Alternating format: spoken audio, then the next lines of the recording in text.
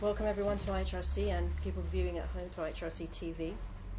Before I introduce you to Dr. Katy Sian here, who's going to be talking about her book tonight, Unsettling Sikh and Muslim Conflict, Mistaken Identities, Forced Conversions and Post-Colonial Formations.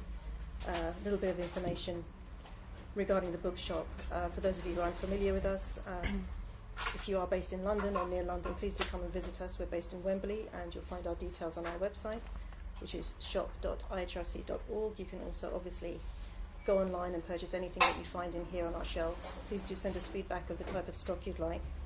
We have a lot of different offers on, and obviously you can also buy tonight's book from the shop, and it will be signed by Katy for you to keep and to read. And I do hope people pick this up and actually go through it. I've been reading it in the last couple of days, and it's really a page turner and something that will make you think very critically about not only, I think, the topic, the perspective you come from as a Sikh, but actually for many of us from different communities, and how we actually internalise the kind of mainstream narratives that are going on.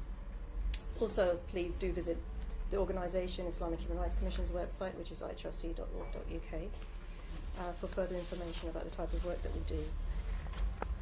Moving on to tonight's business, our esteemed guest here, Dr. Katy Sian, is a lecturer at the University of Manchester. She's interested in anti-racism, post-colonial studies and inter-Asian relations. She has a research position at Manchester, and that is to develop the work that she's talking about here today and looking at it within the context of the United States and Canada. She's previously worked as a postdoc at the University of Leeds on the Tolerase project, critiquing racism in Europe, and I thoroughly recommend people go away and Google Tolerase and look up the final report that they did. And if they have time, also read some of the papers that were written as part of that project. It's actually well worth reading within the literature out there about racism in a European context, and they're worth the effort. So without further ado, Katy, please go ahead. Thank you. Well, first of all, thank you to Arzu and the IHRC for organising this event. It's very overwhelming to see so many familiar faces and so many new faces, so thanks for coming. It's a massive honour for me. So this book really is a bit of a puzzle, and each chapter can be seen as part of a jigsaw to tell the story really of Sikh formation in the context of the UK through their conflict with Muslims. So rather than boring you with a chapter by chapter outline, I want to try and condense some of the main arguments that the book takes up. So I want to capture the various complexities and problems that this particular case raises. So the book provides a critical investigation into the idea of Sikh and Muslim conflict in the British diaspora. It looks at the way in which Sikhs represent themselves as being subject to attack from Muslims against the backdrop of post-colonial settlement in Britain, and it's informed by new material based on semi-structured interviews, participant observation and literary analysis. And the book can be seen as part of a developing post-colonial analysis of British ethnic minorities. In particular, it focuses upon inter-ethnic minority relations rather than relations between minority and majority communities. So the book's concerned with examining the various debates surrounding the phenomenon of Sikh and Muslim conflict to understand what this story tells us specifically about Sikh identity and Sikhness itself. So that is, how do Sikhs come into being through this particular anti-Muslim discourse? So I'm not really concerned here with uncovering a Muslim voice. For one, this conflict doesn't seem to occupy the same dominance that it does for the Sikh collective. And secondly, this really is a story of Sikh being rather than of Muslims. It just so happens that Sikh being relies on the presence of a Muslim antagonist. So what we're seeing being articulated is a really one-sided conflict. So from the outset, my theoretical position is made clear, where I reject outright essentialist readings of the Sikh community, and I move to conceptualising Sikhs as a political formation, which opens up a space to conceptualise their being not as the result from pre-existing common features, but rather from the distinct articulation of diverse features. So the work situates itself within a critical post-colonial and critical race theory framework, alongside an anti-foundationalist theoretical underpinning, which is echoed throughout the course of the book. And the idea of conflict itself is obviously very central to the book. However, there are a few points I want to make about this.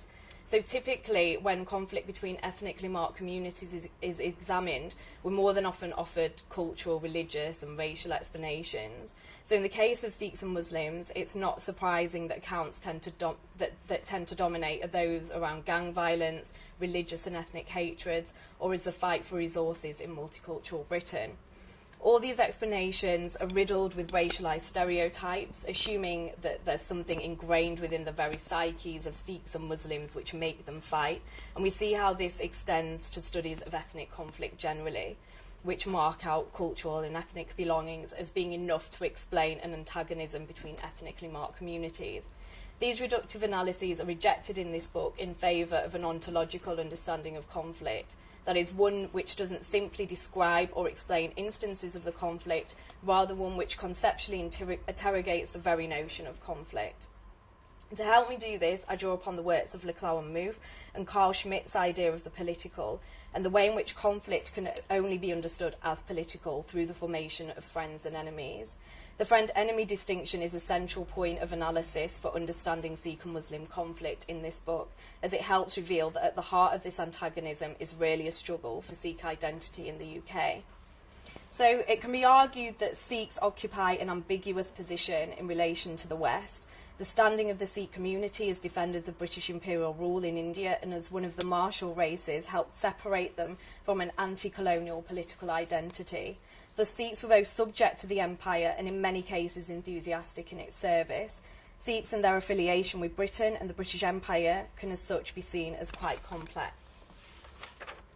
The incorporation of Sikhs into the British imperialist apparatus facilitated migration in the wake of the Second World War and associated reconstruction labour shortages. Following the collapse of British colonialism and India's independence of 1947, many Sikhs migrated and settled in the UK. However, the Sikh community was soon to learn that they were not necessarily welcomed with open arms despite their long service and loyalty. In the early phases of migration, for example, Sikh men often found it easier to get employed if they took off their turbans. But in 1959, when a Sikh was banned from wearing his turban in the workplace, the issue became political, as the Sikh community launched a number of campaigns and protests to gain the right to wear turbans at work. This context unravelled an unresolved association with Sikhs and the colonial and anti-colonial. As a consequence, the West is neither totally other to Sikhs nor are they the same as the West.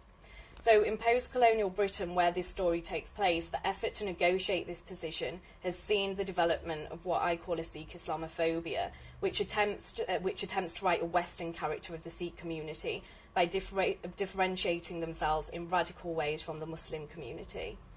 The project to locate Sikh communities around a Western pole implies the construction of a new Sikh identity. This construction, however, is currently dependent on a version of Islamophobia. In order to understand this, it's important to examine two major periods of intense Sikh-Muslim hostility which this book explores, including firstly Mughal confrontation with early Sikhism, and secondly violence associated with partition of 1947. For Sikhs, these episodes are total and thus affect all of the community, whereas for Muslims, these conflicts only affected a section of the global Islamic order. For Muslims, these experiences are local and have very little effect on Islam itself. In other words, Sikh-Mughal conflict and the partition was not represented as a threat to the entire Muslim community. For Sikhs, however, this story takes a different turn. It could be argued that what was at stake in the conflict with the Mughals was the very survival of Sikhism. And also with partition violence, we saw the division of the Punjab, and as a consequence, some of the most important Sikh shrines and temples ended up in Pakistan, and the capital of Punjab, Lahore, also ended up in Pakistan. Thus, in different ways, the conflict associated with Sikhs and Mughals and the violence of partition can be seen to have threatened Sikhism to an extent that it didn't threaten Islam. This would account for the intensity of Sikh perceptions of a distinct existential Muslim threat.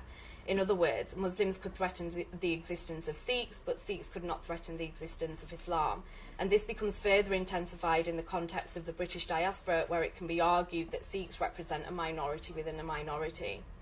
It is, however, important to recall that there were long periods in which the Sikh-Muslim relations were not necessarily antagonistic. Thus, it becomes significant to account for the reasons as to why Sikh-Muslim relations were increasingly defined in conflictual terms in the post-colonial setting of Britain. So the historical narratives of Mughal tyranny and partition violence have been adapted to fit within the landscape of contemporary Britain, where we're seeing a more scandalous and shocking tale emerging in which Sikh girls become the particular targets for Muslim predatory behaviour. Alongside this, the global war on terror also created a situation which facilitated further the division of Sikhs and Muslims through the phenomenon of mistaken identities. Although the context has dramatically changed since 15th century India, the overall structure of the narrative has not. That is, in such discourses, the figure of the Muslim always remains as the principal enemy. The two key discourses in which this antagonism between Sikhs and Muslims in the contemporary context centre around are what I define as the forced conversions narrative and mistaken identities. So the forced conversions narrative is embedded within the British Sikh diaspora, and all my respondents interviewed recalled this story and subscribed to the various plot devices it entails. The prologue of the book actually introduces readers from the start to this particular discourse, as it's central within this conflict. Such a narrative continues to circulate despite a lack of evidence to support its claims.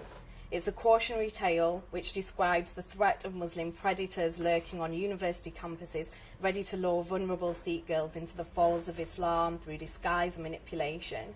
And the basic stages which were continually repeated are as follows. So first, Sikh girl is away from home and family. As she goes to university or college, she gains her independence and freedom and starts going out drinking and clubbing.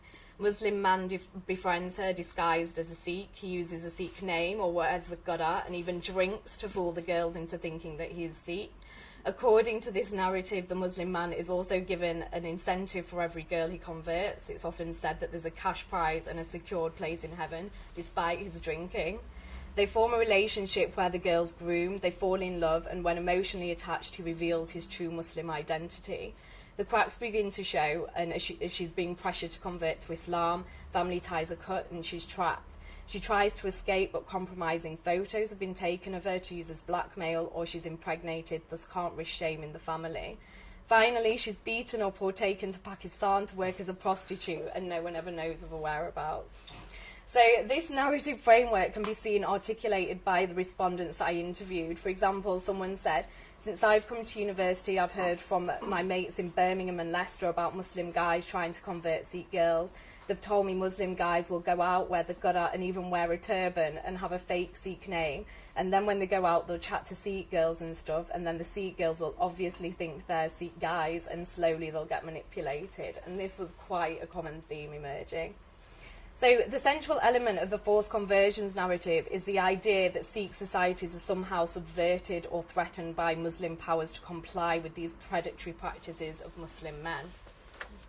Such a narrative works to reproduce the historical antagonisms, and it's a tale, I argue, to rescue the Sikh community from moral decay, and although it may or may not be true, it re-engages, stabilises and regulates the community through the articulation of a fear. Within the story, we see the elaborate production of the Muslim enemy, whereby Islamophobic themes of the depraved and lecherous Muslim is prominent. Consequently, the Islamophobic vision of the Muslim other threatening the purity of Sikhism is cemented. So what is it about this story that's made it so dominant in the British Sikh community? Why is it conversion to Islam that is such a threat rather than conversion to, say, Christianity? Why is the exclusive focus upon Muslims rather than other communities? So this is where the category of hegemony as a tool for understanding the dominance of the Muslim threat becomes key. I take lead from Antonio Gramsci's notion of hegemony and then follow Stuart Hall's radicalisation of the term, who moves from an economically determined account to a discursive understanding. That is to show how meanings become dominant and fixed to tell stories. Engaging also with the Lacanian analysis, we see how the idea of fantasy is mobilised to tell a story of Sikhs and their conflict with Muslims, in which the past is transplanted into the post-colonial present. In this story, we see all the anomalies of a migratory community being projected onto this tale, including community preservation, shifts in gender balance, the growing agency of women, fear of the loss of identity, and the negotiation of new values. The forced conversions narrative then uncovers a complex story of Sikh survival in Britain's unsettled ethnoscape. So within this context, I also point out how the war on terror has also further contributed to increasing a Sikh Islamophobia. On the ground, this meant that there was a marked increase in what the Metropolitan Police described as faith-related hate crimes. Most of these cases involve verbal or physical attacks on perceived Muslim targets. And as we all know, the first man to be shot down in a hate crime following 9/11 was a turbaned Sikh in the US, as the attacker assumed he was an Arab and by default a Muslim terrorist. So the war on terror created conditions in which Islamophobia flourished. As such, the Sikh community were not immune to this development, but again they were in a complicated relationship as both consumers of the Islamophobic discourse, which would seem to confirm the negative image of the Muslim community, but also as victims of Islamophobia, since many Islamophobes couldn't tell the difference between a Sikh or a Muslim. Yet remarkably, the Sikh community failed to find a common cause with Muslims. Instead, the mistaken identity phenomenon perpetuated the divide between both communities. For example, as Kanani writes about a demonstration in the US, some Sikhs, instead of marching with Muslims and calling for an end to any revenge attacks, marched separately with banners saying "We are not Muslims," as if American Muslims were more valid as targets for revenge than they were. Similarly, in the UK context, many Sikhs could be seen wearing T-shirts with the slogan "Don't freak, I'm a Sikh." And again, the interview data in the book also reinforces this position. For example, someone said, Sikhs have come to Britain and made an effort to integrate within the culture.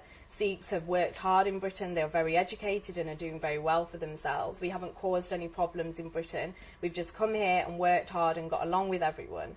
So when Muslims who don't work as hard or contribute merely as much as us come over here and carry out acts of terrorism and then we receive the backlash, this makes us very resentful and angry towards Muslims, because why should all our efforts be squashed because of their actions? So this illustrates the way in which the dominant Sikh discourse has attempted to articulate a position in which Sikh interests, that is not to be confused with Muslims, are seen to be more important than the general principles of racial equality and justice, that is the exclusionary and discriminating nature of the disciplining of ethnic minorities. As such, it can be argued that the Sikh community naturalises Islamophobia rather than contributes to its questioning. The absence of irony within this dominant discourse facilitates its absorption within the framework of coloniality. So to elaborate, Sikhs are on the whole regarded as an example par excellence of successfully integrated ethnically marked populations, and this is confirmed by various socio-economic indicators including high educational achievement, high rates of home ownership and high rates of employment. And this is contrasted with Muslims, who are often constructed in opposite terms, that is, they exemplify an unassimilated ethnically marked community whose poorer housing conditions and poorer educational attainment demonstrates their membership to a troublesome underclass. So this contrast between Sikhs on the one hand and Muslims on the other has opened up the space for the enunciation of a separate Sikh identity, which increasingly aligns itself with the majority community. Such a process of ethnic marking enables Sikhs to assimilate into the majority community and also facilitates the narration of a Western character in the project to locate themselves as an unmarked, westernised community. This is achieved firstly by adopting the various Western tropes of modernity, liberation and agency, and secondly by continually differentiating themselves with the ethnically marked, non-Western community that comes typically through the figure of the Muslim. In other words, there's a paradox in play in which attempts to affirm a distinct and separate Sikh identity can only be imagined so in the context of westernising gaze, which sees no future for Sikhness beyond a naive and uncritical assimilation into the national majority. As such, by separating themselves from Muslims through an antagonistic discourse, Sikhs are abandoning not only the past struggles for racial equality, but also a present in which racism in its various forms, including Islamophobia, continues to condition the life experiences of all Britain's ethnically marked populations, including Sikhs themselves. So a compelling account of Islamophobia, which I draw upon, is provided by Medina Tolostanova. In her analysis of Russian Islamophobia, Tolostanova demonstrates how the concept emerges as Russia begins to describe itself as being Western, following from the 7th century onwards. Islamophobia in this sense becomes a mechanism of westernization, which involves the distancing of Russia's Islamic past from its European trajectory. During the early modern period, what became Russia occupied a complex relationship with Muslims. That is, as Russia culturally turned westwards, the Islamicate period and influence was redescribed as a source of Russian backwardness. And one of the main reasons for its failure to achieve its Western destiny is envisaged by its Enlightenment-inspired intellectuals. The Islamophobia that emerges in this account sees the depiction of Islam as the antithesis of a Western trajectory. This case then has a number of common features with Sikh Islamophobia. These commonalities are not necessarily coincidental. The Russian case can be seen to reflect in many ways the Sikh case. In both contexts, the appearance of Islam coincides with the formation of these entities. In other words, Islam was the other against which early modern Russia and Sikhism constituted themselves. Secondly, in both cases, the prime antagonism between Islamicate polities and the new emerging Russian and Sikh orders are often recycled at moments of tension and constantly reiterated as part of the sacred myths of these communities. Thirdly, both these contexts demonstrate what could be expressed as an Orientalist reading of their own history and world history, in which the West was constituted by its opposition to the Orient, and therefore Westernization implied de-Orientalization. Islam then was marked out as the exemplar of the Orient. So in both communities, Sikh and Russian, Islamophobia is a marker of Westernization. Islamophobia in both contexts signifies more than just an irrational fear or hatred. Rather, it becomes a means of articulating the aspirations of a Western identity through their exclusion and dismissal of the non-Western, that is, the Muslim subject. So this book illustrates then the ambiguity surrounding Sikh identity in relationship to Britain, where we can see in the contemporary landscape, even though Sikhs have themselves been victims of racism and Islamophobia, the Western template appears to remain the model for Sikh development. As a consequence, Islamophobia becomes one of the key drivers of achieving an identification with the West. Although historically this distinction between Sikhs and Muslims is not necessarily novel, against the Anglo-British backdrop, such an effort to illustrate this difference has been enforced to a much greater extent and has become more prominent within the current climate, as reflected primarily. So within this context, I also point out how the war on terror has also further contributed to increasing a Sikh Islamophobia. On the ground, this meant that there was a marked increase in what the Metropolitan Police described as faith-related hate crimes. Most of these cases involve verbal or physical attacks on perceived Muslim targets. As we all know, the first man to be shot down in a hate crime following 9/11 was a turbaned Sikh in the US, as the attacker assumed he was an Arab and by default a Muslim terrorist. So the war on terror created conditions in which Islamophobia flourished. As such, the Sikh community were not immune to this development, but again they were in a complicated relationship as both consumers of the Islamophobic discourse, which would seem to confirm the negative image of the Muslim community, but also as victims of Islamophobia, since many Islamophobes couldn't tell the difference between a Sikh or a Muslim. Yet remarkably, the Sikh community failed to find a common cause with Muslims. Instead, the mistaken identity phenomenon perpetuated the divide between both communities.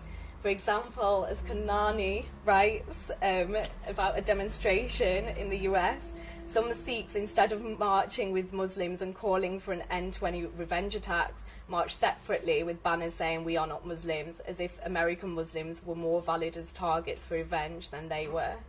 Similarly, in the UK context, many Sikhs could be seen wearing T-shirts with the slogan "Don't freak, I'm a Sikh." And again, the interview data in the book also reinforces this position. For example, someone said, Sikhs have come to Britain and made an effort to integrate within the culture. Sikhs have worked hard in Britain, they are very educated and are doing very well for themselves. We haven't caused any problems in Britain. We've just come here and worked hard and got along with everyone. So when Muslims who don't work as hard or contribute merely as much as us come over here and carry out acts of terrorism and then we receive the backlash, this makes us very resentful and angry towards Muslims, because why should all our efforts be squashed because of their actions?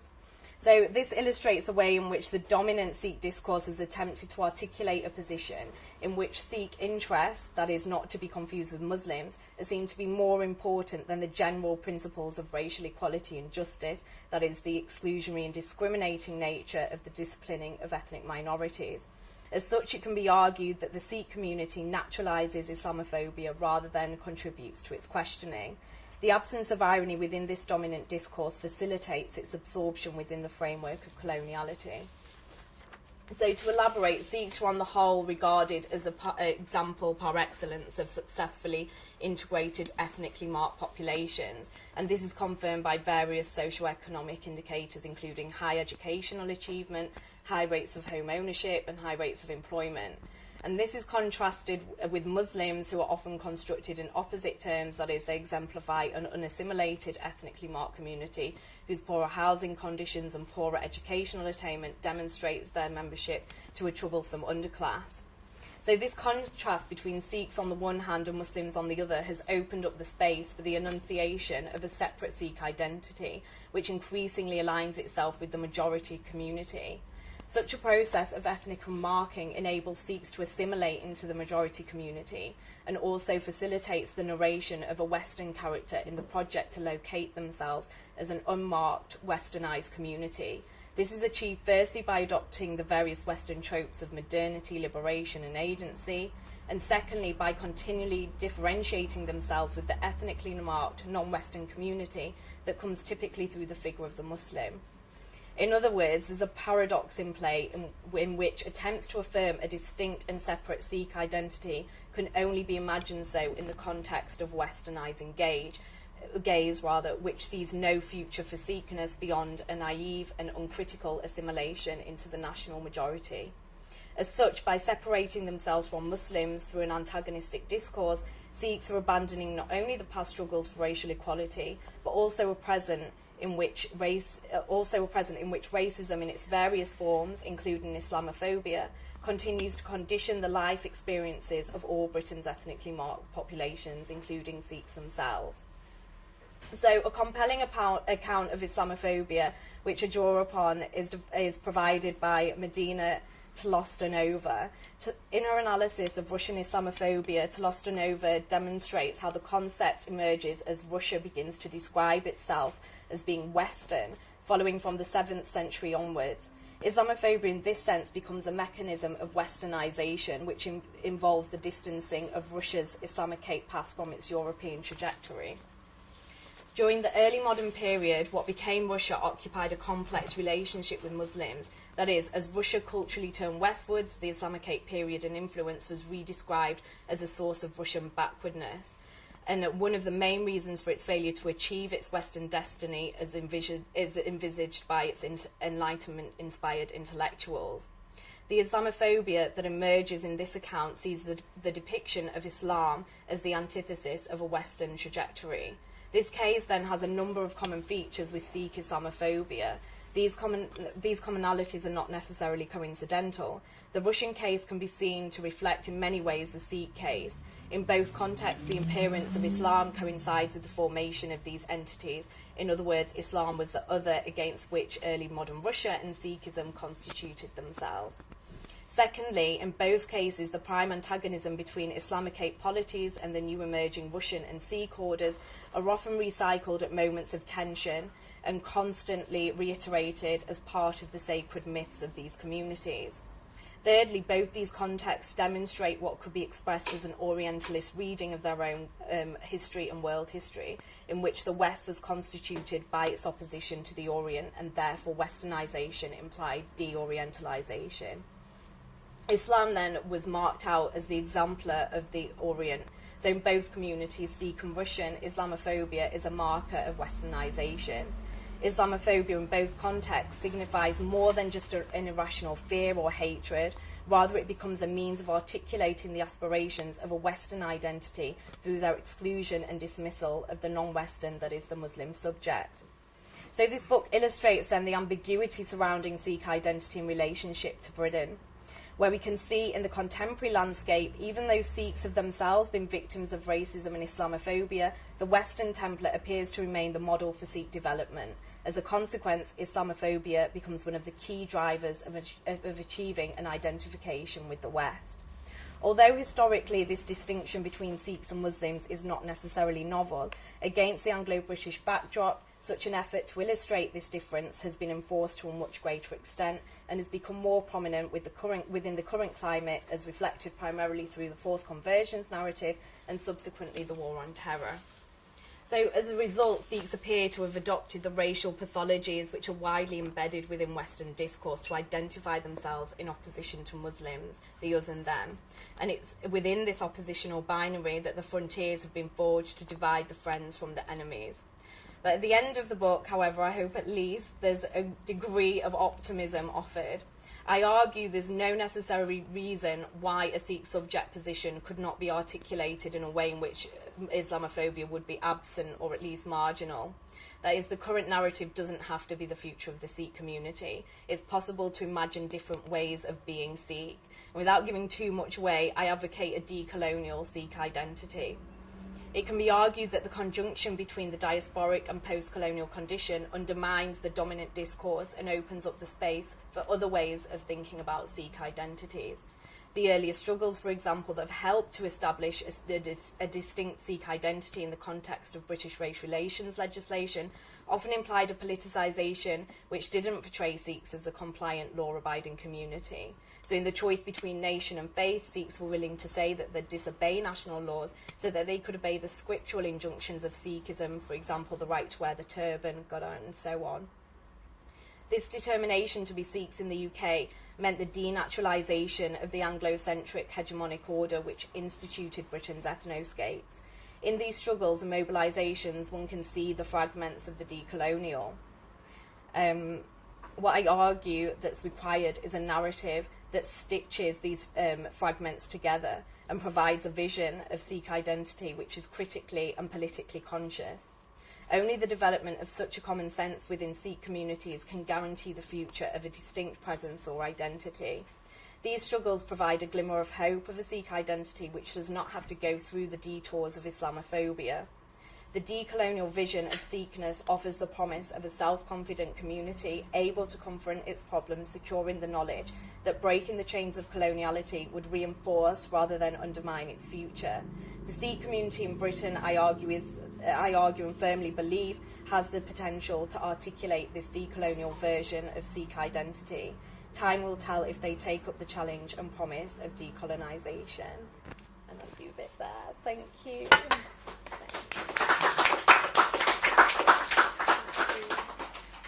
Thank you very much, Katie. There was a lot in a short space of time. I was particularly struck by this idea of Sikhs as consumers of Islamophobia. I think it's something for a different discussion and a different time maybe, but I think there's also a discussion to be had about Muslims as consumers of Islamophobia, actually, and some of the local and international events that are playing out. But back to focusing on your book, I think I'll take a couple of questions and comments together. Two over here. If you wait for the mic to be passed to you before you speak.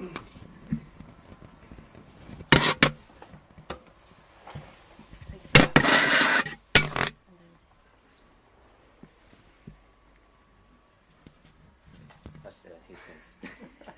think I'm going first. That's just Bear's idea, not mine. No, can I just put this over this way? Thanks. Thanks, Katie, and thanks, Arzu, as ever, for these excellent meetings. And it's a really important topic that's seldom debated, at least in the circles that I operate in. But actually, I'm from a part Sikh background myself. My father is from a Sikh background. My mum's from a Hindu background, while they're both secular. But I grew up in high school having two of my best friends were Punjabi Pakistanis. And there's so many complex strands to this, so I'm trying to just tie it all together. And and me growing up, I was at college in the period between 94 and 97, which was, sorry, I'm going to put this back, which was really, I think, the period where some of the fundamental nails into the coffin of what tenuous unity that we had as Muslims and Sikhs really ended. The political generation before me, I suppose, someone like Arun, for example. Sorry, but but I think and Saki back there as well. You're not escaping from that, brother.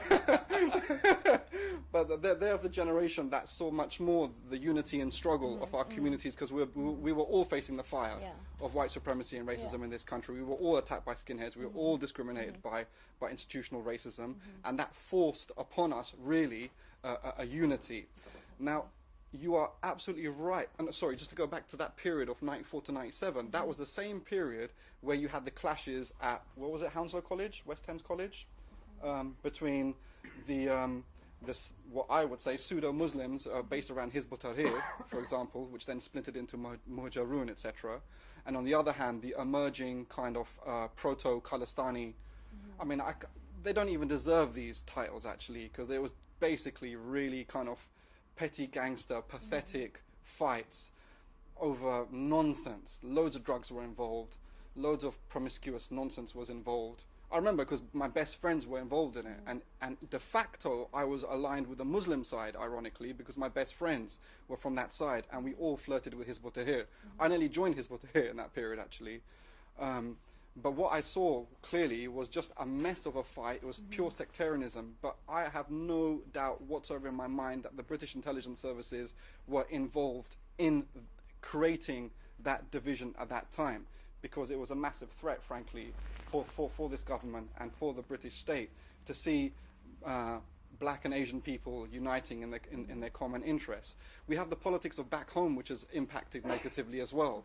On this historical unity that we had perhaps through the 60s, 70s and 80s, that the emergence, the demise of the left democratic and socialist movement in India and the rise in Punjab of the frankly fascistic, anti-democratic, deeply sectarian, communalist, Khalistani so-called movement emerged in that same time. Similarly, in the Muslim communities, very sectarian movements emerged, for example, Hizb ut-Tahrir.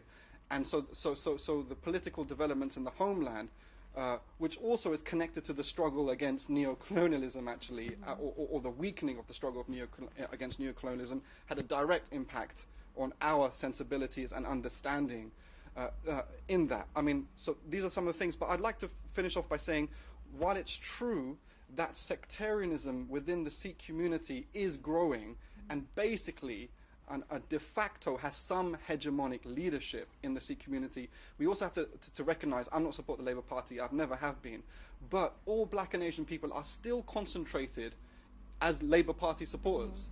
So if you go to Southall or Handsworth or any concentration of black and Asian community in this country, they are not voting along communalist sectarian lines as of yet, although there's complexities around that as well.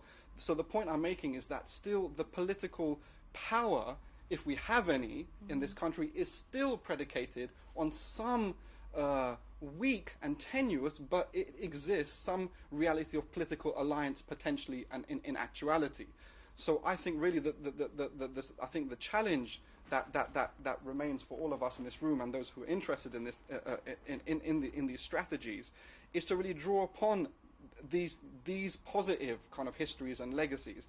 And also, I mean, from being from the Sikh community, I'm quite harsh and confrontational about those Sikhs who are house slaves, essentially, who have a colonial mentality, that they must understand that their reality and life and existence and whatever semblance of freedom and democratic right they have is based upon the national struggle of South Asians against British colonialism, one. Two, that then those revolutionaries came to the West from the Ghadar movement, for example, which was a majority Sikh membership movement, which is a revolutionary nationalist movement of Punjabis, that they came to Canada, the United States, and to West Europe. And also it's predicated on the resistance of our people.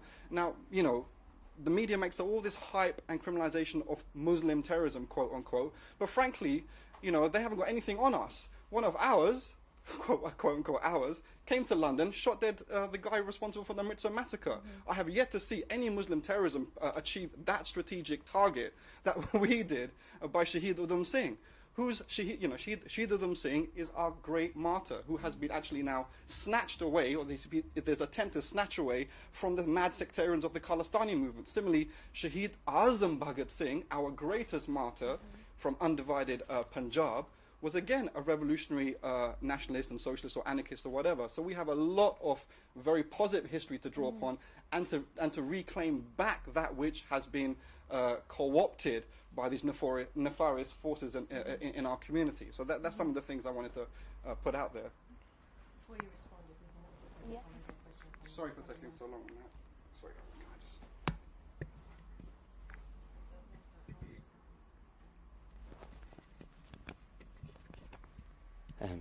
Thank you for your talk, it's brilliant. So just to reclaim it's Mohammed Azad Singh as well, just to reclaim the saying. That's right. So I just want you made lots of general points which I thought were really good, and you could see the axis of the westernisation and whatnot. I was just wondering, my experience of Sikh background growing up in Birmingham was there's tensions here and there. Was there anything specific in different regions? And is it more prevalent in heavily working class areas where there's lots of deprivation and so on? And in my experience, it was the embodiment of Islamophobia was pretty much generalised into men, men fighting, young men fighting this down there for nonsense. Are young women, Sikh women, are they embodying Islamophobia in the same manner and veracity as young men are? And is there class and gender story within it as well? Do you want to mention Sikh dynamic? Yeah, which dynamic? There's Yeah. Those dynamics up there. Yeah, so for example, I do a lot of work against the EDL in Dudley, where I grew up, and there were a lot of Sikhs that came out against the EDL, very visible Sikhs, and then Sikhs who are kind of invisible, like myself, outside of the mosque in Dudley. But then there's this kind of Khalistani thread which doesn't want to take a position other than it's generally Islamophobic, but it doesn't want to align to the EDL. But then there are some who have aligned and they've been taken out, as far as I'm aware. So I guess the question is, is EDL feeding this as well? EDL the drivers of this division? And if Tommy Robinson, that fool keeps dividing and dividing, doesn't he? So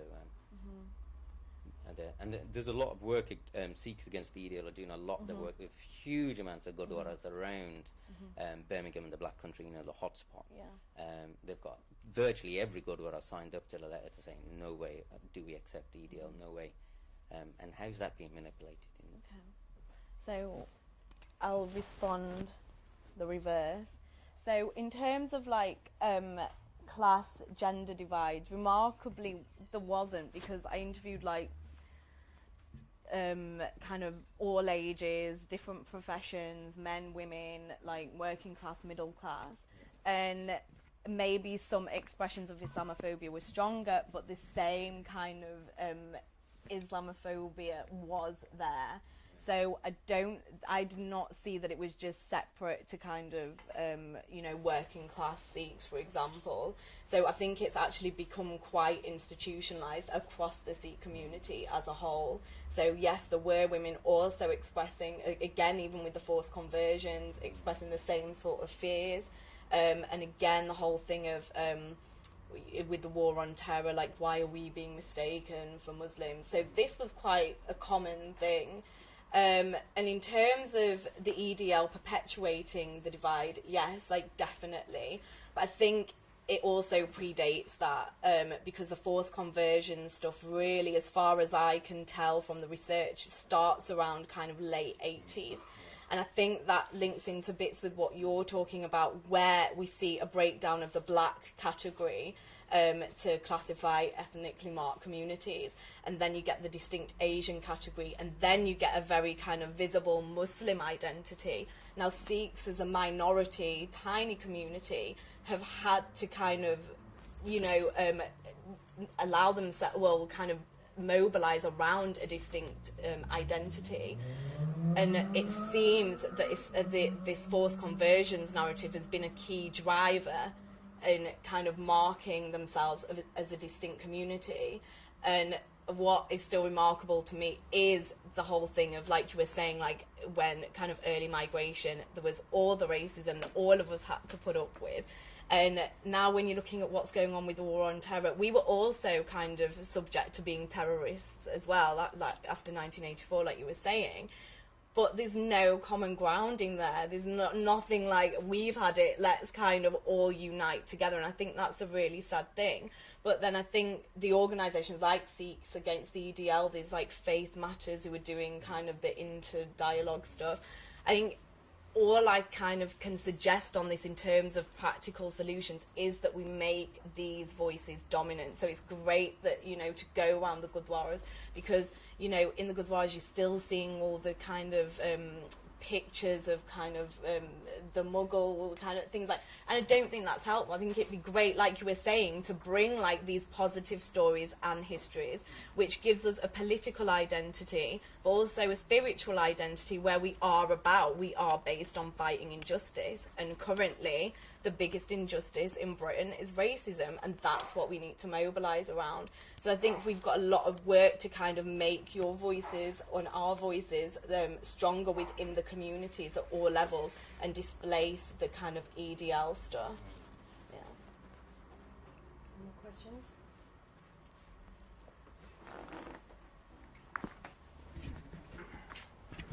So thank you for that. That was great. So my two questions were, in a way, picking up on Sukan's point about, so he was sort of raising this issue about the intelligence services, but more generally, like, where does the police fit into this picture? Have they bought into the, I mean, forced conversion would be a crime, right? So have they taken that seriously as an issue, or have they ignored it? I went to a conference in 2005 that was called a Hindu Security Conference, which had been organised by the Metropolitan Police in response to a similar narrative coming out of some of the Hindu nationalist groups. And the police, so you had, I think, the second in command of the Metropolitan Police there and a government minister there with about 200 people who were activists with, you know, like the HSS, these Hindu nationalist groups. And so they seem to have, you know, I mean, it would be great to get that kind of level of seniority to turn up with complaints about racist violence, right? But so just this rumour of forced conversion seemed to produce this massive response. And what they did at this conference was show Al-Qaeda videos, right? So what the hell is going on there? Well, when you go to the little meetings, this is about the police seeing this network of Hindu nationalists as a potential ally in counter-terrorism, right? And so I wondered if you could speak about the police and if that was a part of your research. And then the second thing is it's from my limited knowledge, it seems like in the US the story is interestingly different, where it seems like at least at the leadership level in the US, the various Sikh organisations have been very good about saying, you know, not buying into the mistaken identity narrative and actually saying, we stand with our Muslim brothers and sisters, opposing all kinds of attacks on any of us, so I wondered if you'd reflected on that and what, you know, why that might have played out slightly differently. Okay, so are we taking more questions? Do these two. All right. So, okay, in relation to the police, I actually went to a similar Sikh security meeting, and it was the exact same sort of thing. It was very official and things like that. And actually, even before the whole meeting took place, this was kind of after the Mumbai bombings, and that was kind of the topic of conversation. And it was quite perplexing to me because it seemed to me that it was going to be about kind of Sikh issues in the community, things like that. And it was all focused on this blog, Sikh for a Week, and, you know, the forced conversion stuff, basically. And I was there, and it was just, you know, again, repeating these Islamophobic discourses. And actually, one of the police guys told me that after 5 years of following the investigations and these claims, not one had been true. Yeah. Also, this kind of can be also seen in Kerala, actually, where it's kind of called Love Jihad. And in 2009, the police have closed all investigations because, again, there's no evidence. So I found no evidence of this whatsoever. Also, Manchester Metropolitan Police, same story, yeah? So there's never any evidence. And even in the book and from the interviews, it's always hearsay. It's a friend of a friend of a friend.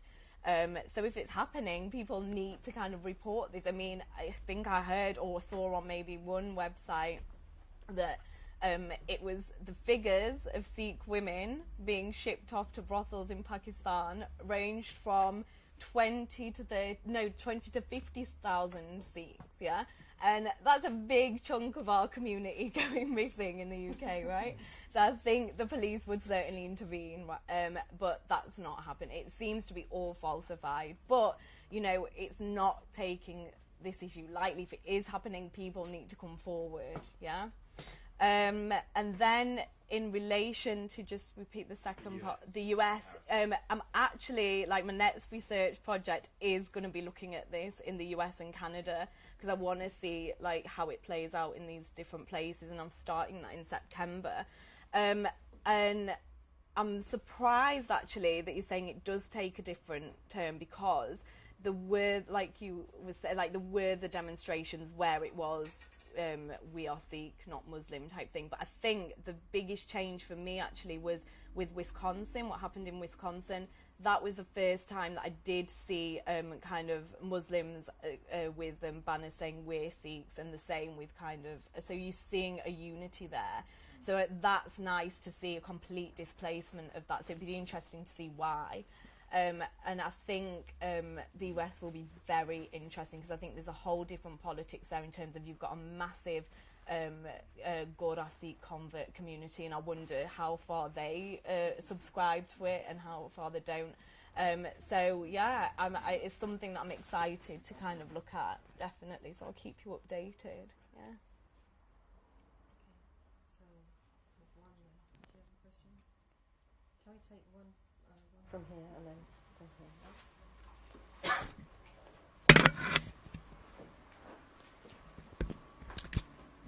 Okay, I have a question for you, and then I think maybe a comment on what Sukhan stated earlier regarding the division of, if you like, a broad black coalition.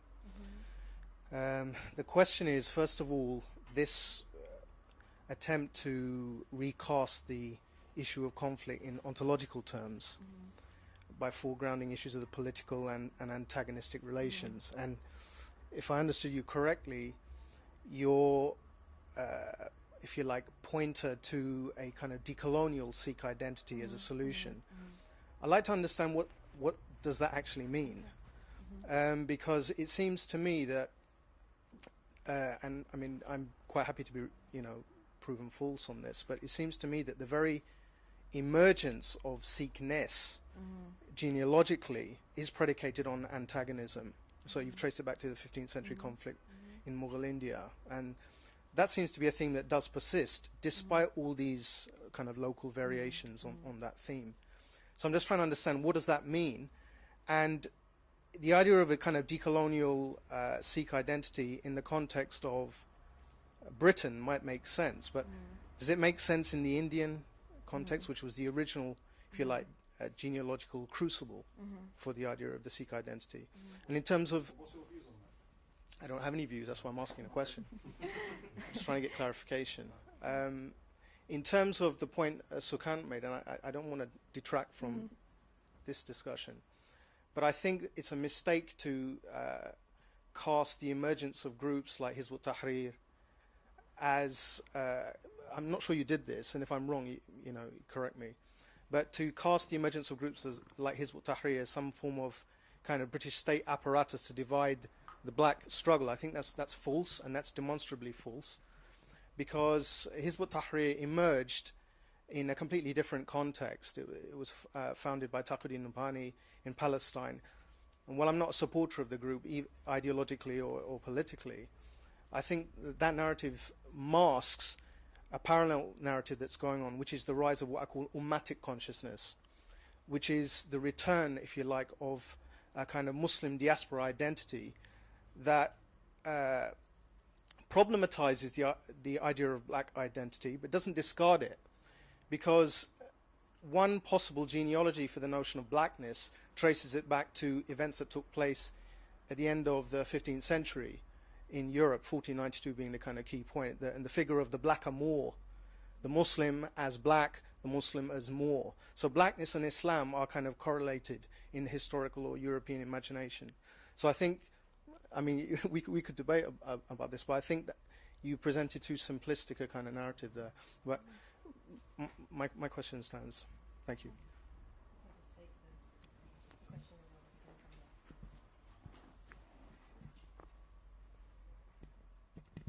Yeah, this is very specific. Sorry about it. Just you talked about the existential threat. Was there any difference then with people who Sikh people who had a very strong sense of their spirituality? Was there any contradictions, basically?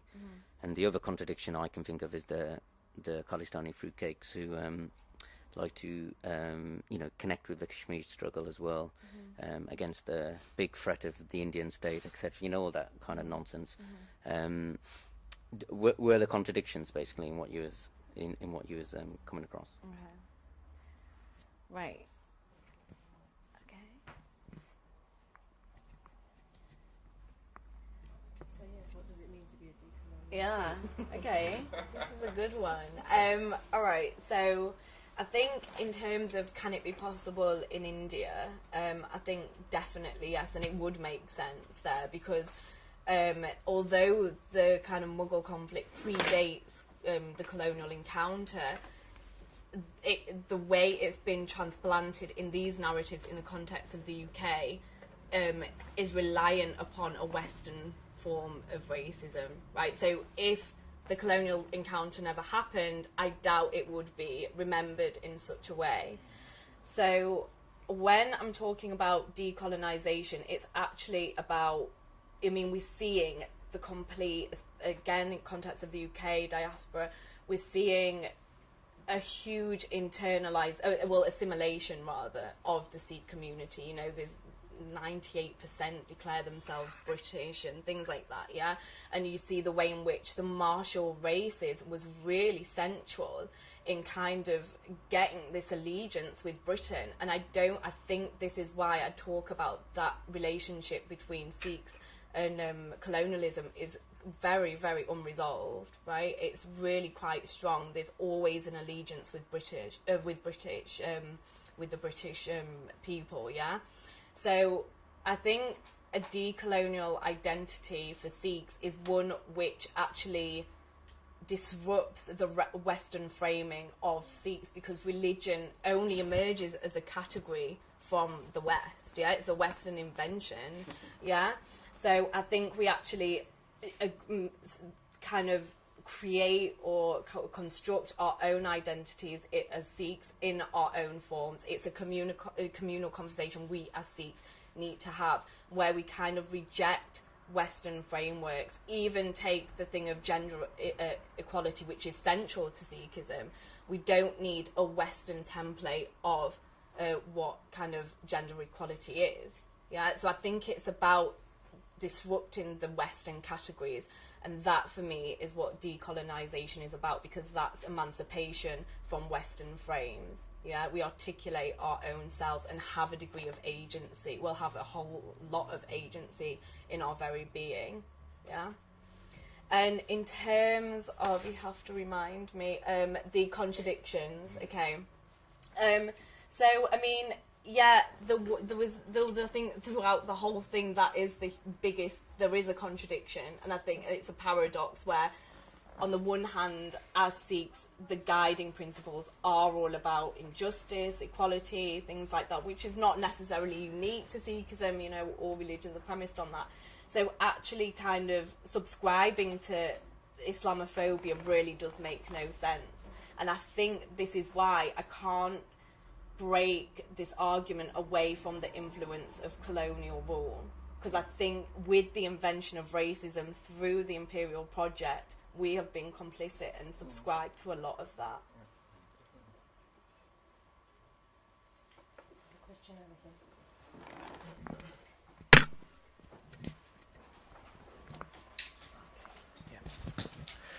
Thanks. And firstly, it's really refreshing to see kind of post-colonial in the title and figure so much in the work. And that's probably one of my questions is, I mean, kind of like, how effective and relevant is it still to talk about the experience of Black and Asian communities in the sort of, through the language of the post-colonial?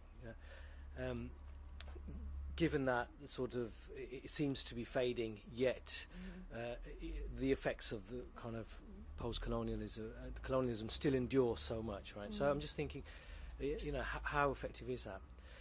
And then secondly, just what you said about decolonisation, and can you decouple the sort of Sikh experience given the kind of tradition and the history and the timing of the Sikh faith coming about with colonialism, and how can you talk about a decolonial response given that sort of historical kind of parallel? And then just finally, when you talked about the sort of moral dilemmas within the Sikh community, and I find that fascinating because, I mean, I live in Birmingham and I've been doing some research along the Soho Road in Handsworth, and you can't miss the sort of prominence of the Sikh Gurdwaras, and particularly the sort of the Nishkam Centre, and how it's blossomed from being a small community enterprise to now having the first free school in the city, etc.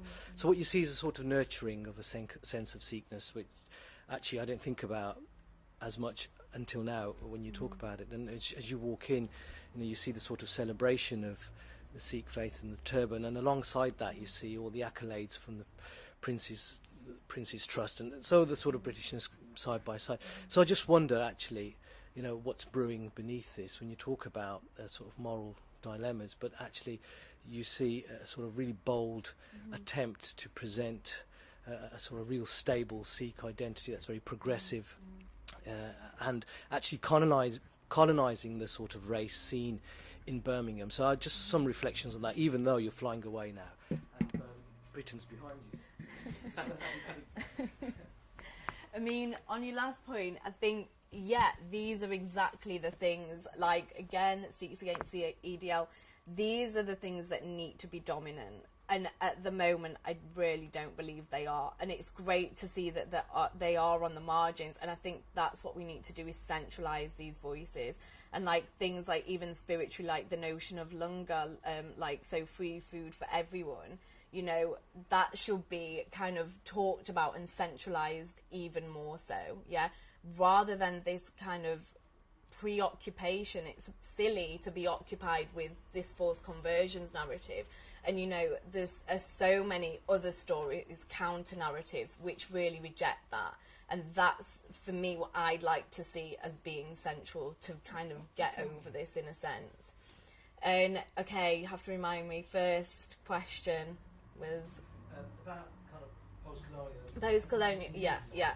So I think for me, the kind of work that I used in the genre of post-colonial studies was the most kind of ideal language to write this book, because when we're looking at kind of interethnic conflict, it's often seen in like anthropological terms, right, or black on black racism and things like that, and that's kind of, it just becomes so essentializing, and it does reinforce this notion that, you know, people of colour will fight because they're inborn with it, and that's not how I'd approach any of this. So I think for me, post-colonialism is actually quite emancipating in a way where we actually take these subjects as political formation, so they're not bound by culture, kind of religion, etc. I mean, the accounts on Sikh and Muslim conflict, which are very few,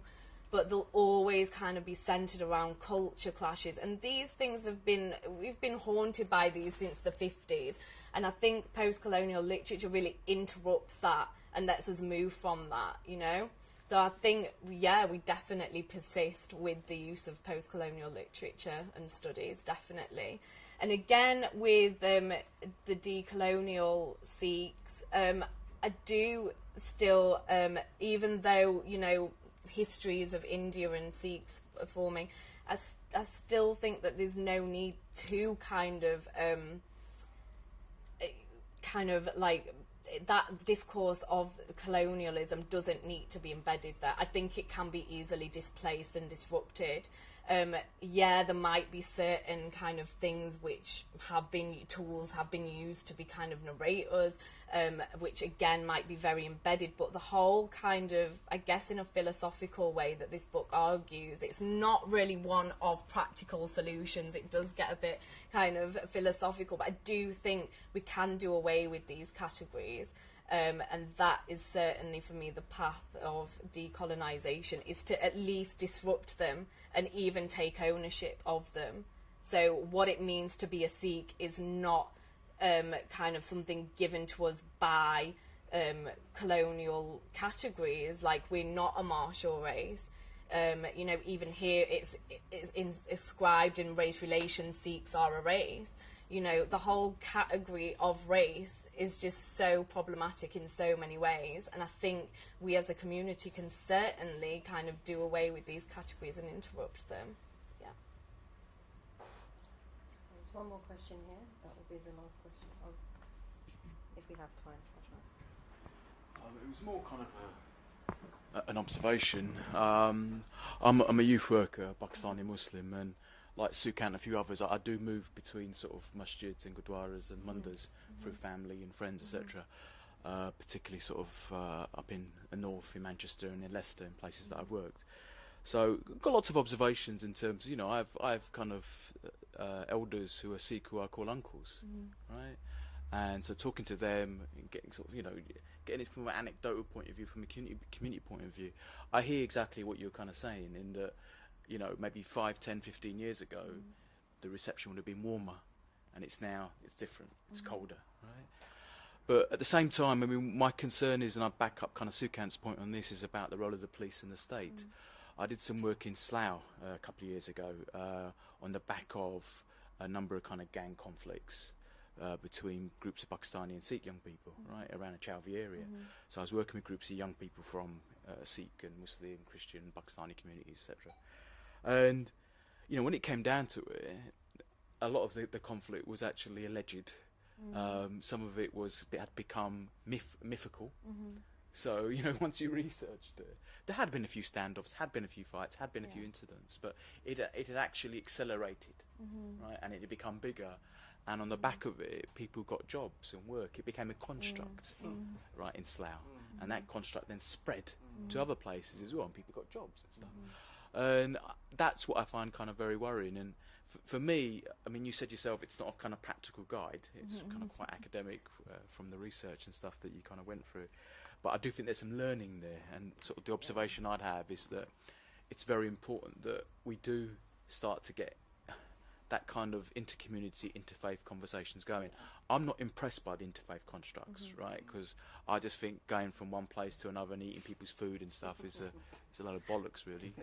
But okay, I know, at one level, yeah. But it's just, what's really needed is the engagement with young people. Yeah. You know, one of my observations is 5, 10 years ago, if I asked a young Pakistani person where they're from, they would have said their village from back home, or they would have said where they are from London or Manchester, Leicester. Now they say they're Muslim. If I was to ask a Sikh young person, the first thing they'd say, perhaps more now, whether they're from Wolverhampton or whatever, is that I'm Sikh. And those faith identities have come to the fore. And in some ways, I don't find that problematic. And, you know, people should be proud of who they are. But on another level, I do. And, you know, I came through the Asian youth movement, so that kind of Sukant's comment at the beginning about age and stuff, in the middle of the 80s. So that was the last few years of the AYMs, the Asian youth movement, and youth clubs and youth projects being set up.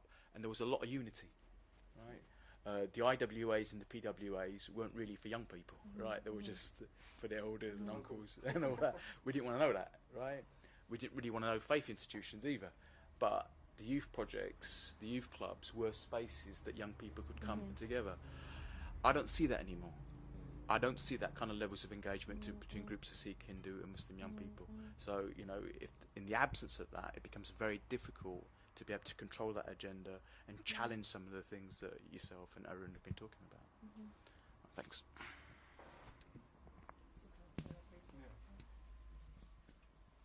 I'll just try to be really as brief as possible. Just a quick response to Brother Mustafa, that you're right, it was simplistic. And you're right to bring in the other kind of strands that you did. But nevertheless, it's there. What we know from the white supremacist structure, and COINTELPRO specifically, is to disrupt, divide, and to bring to its knees any type of unity and functioning struggle of our people. So, you know, from what you said of the Asian youth movements era of the late 70s and especially 80s to my generation, Asian youth movements don't exist. IWAs are defunct for my generation. It's gone. And it's no coincidence, and you know, for us to think that the state hasn't got its dirty hands all over this stuff would be deeply naive. And of course, Hizb ut-Tahrir was nowhere to be seen in your generation, and even the Khalistanis weren't really effective. And if they were, they actually joined the Asian youth movements, right? And that struggle. So I think that's there. With the difference of the United States was interesting. What I think yourself commented on. But I think that's the trap of the multicultural industry trap that we've allowed ourselves to blindly walk into, all of us, since the 80s. We haven't really seen the danger of that, of the kind of categorization and the splintering, the self-splintering that we've allowed to develop. But I think, again, you know, just I think echoing what Saqib said and what Jasbir said and what yourself is saying, is that we need to bring that Asian youth movement legacy back to a new generation that's applicable, you know, to new circumstances that we face. But we got to take the initiatives. No one else but the people that we know will take those initiatives. And until we do, we're going to see the situation just get worse and worse and worse.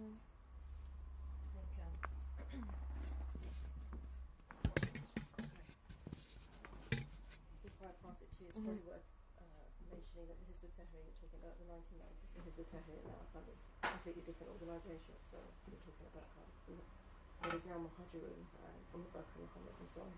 For those who don't know, before you respond, I just wanted to put one final sort of thought or question in. And I'm speaking as a person who also conducts interviews and does research, and quite famous for getting quite cynical and depressed about what I hear. And I just wondered, through all the interviews that you did, really, did you find some decolonial voices or something that was something to give hope, if you like? And if yes or if no, but where do you find hope, and where do you get the inspiration from? Okay. So, in relation to kind of Asian youth movement and things like that, yeah, I totally agree with you. And I think that this, actually from the Tolerance Project as well, represents a wider problem if we're looking at Britain in terms of ethnically marked communities as a whole. So you are seeing a lot of naive, uncritical assimilation. And these projects since the 80s, where we had huge mobilisation around anti-racism politics, has completely depleted, yeah, and that's what we found in our research. And those voices have been lost, so whether it's in the Afro-Caribbean community, Sikh community, Hindu community, there is definitely a loss of politicisation. And I think this is reflected in terms of policies. Nowadays, race is simply off the agenda. It's something we did in the 80s. And this is really reflective of what we call like a post-racial condition. Yeah, everyone's happy now, yeah? So I do see that as a massive problem. And I think it is, again, type of what you were saying, it's only us that can do it in our communities. And I think this starts from a very young age. So in terms of what's going on with the Sikh community, you know, we should have in the Gurdwaras exactly your voices from Sikhs Against the EDL. These should be ingrained in our kind of children for the next generation. It's these voices that we want to hear. And I do think it is about really creating a black political identity again that's very self-aware and that will mobilise and not just kind of lay back and think, oh, well, things are actually good, because they're really not. The face of kind of racism in the context of the UK is pretty dire. But moving to, so that was my cynicism, but I do remain an optimist, and there were no kind of decolonial voices, unfortunately, but I do think they are out there. And again, to bring up Sikhs Against the EDL, the Turban campaign, there are those voices there.